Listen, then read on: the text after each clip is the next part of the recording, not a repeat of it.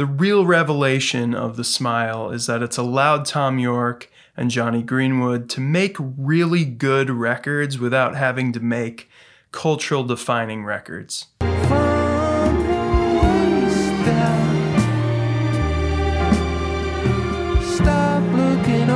Hey, it's Matt O'Leary, and it's time to review the second record from the English art rock band The Smile, called Wall of Eyes. This is, of course, the Radiohead offshoot, with Tom Skinner added on the drums, the drummer of the avant-garde jazz group Sons of Kemet. Okay, it's basically Radiohead, but with jazz drumming and less studio trickery. 2022's A Light for Attracting Attention was a bit of a slow burner, but it's grown every time I listen to it, and they really added some welcome flavors to the Radiohead formula, if there is such a thing. Some math rock and a little Afrobeat and motoric beats peppered the track list, and an overall just looseness that really speaks to their master musicianship. Looseness despite some pretty tight songwriting. You know, there was a freedom for each member to play a little bit within the boundaries of a precise composition. That album had a little bit of everything and left little doubt that this trio would continue. You know, usually these offshoots, these side projects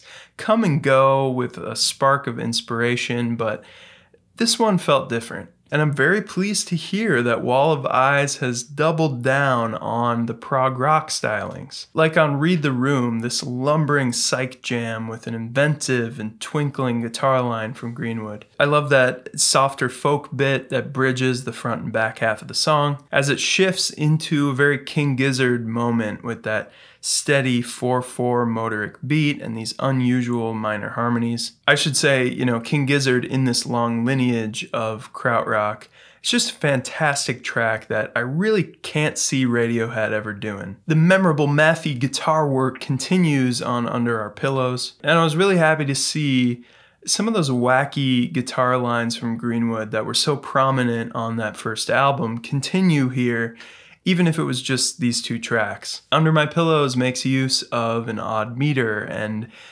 believe it or not, it's not the only 5/4 on the album. It's another multi-section odyssey that ends in this harrowing cinematic swell. I especially love that very tension-building sort of anti-chorus, the nowadays everyone's for Sharon part. Just the way they build tension with those chord progressions, it's such a staple of what these guys do. Bending Hectic is another prog-ish, prog-adjacent entry on this album, and probably the most ambitious track.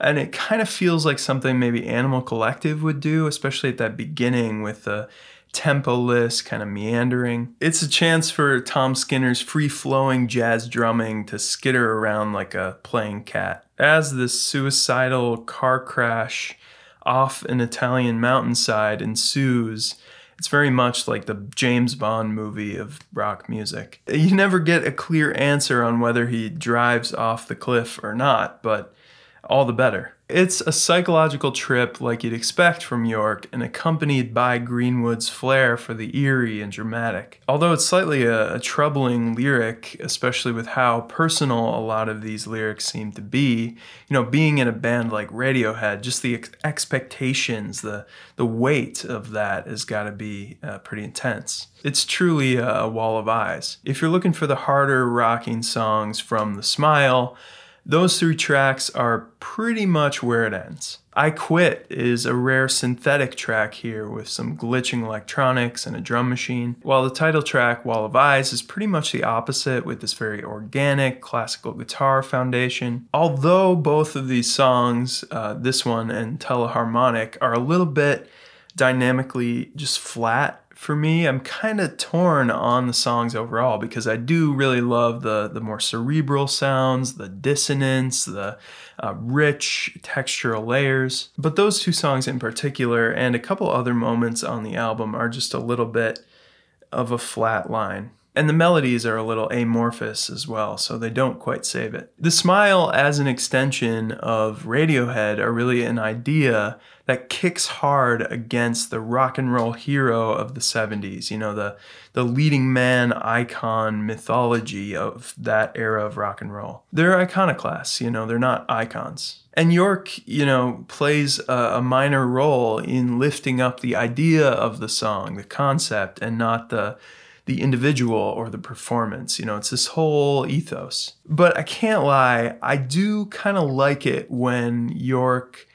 plays the hero, when he really commands a song and a performance. And I feel like he does that on Friend of a Friend or You Know Me, even if it's to the chagrin of this eternally disaffected rock star. With his inquisitive bass lines and the lilting piano, Friend of a Friend is really the epitome of their more cerebral, wizened style of their older age. A real beauty, and made all the better by that amazing video with all the kids sitting at assembly, just bored as all sin. The best thing about this album by The Smile, I think, is it's a continuation of a very unfettered sound. Yeah, there's always going to be a wall of eyes on their work, on their lives for all time. But we're going to be here for what they do, even if it's not the next Idiotech or Pyramid Song. Receptive and willing to strip away our preconceptions and what we think we know about them. So lots to love here on Wall of Eyes. I think for me,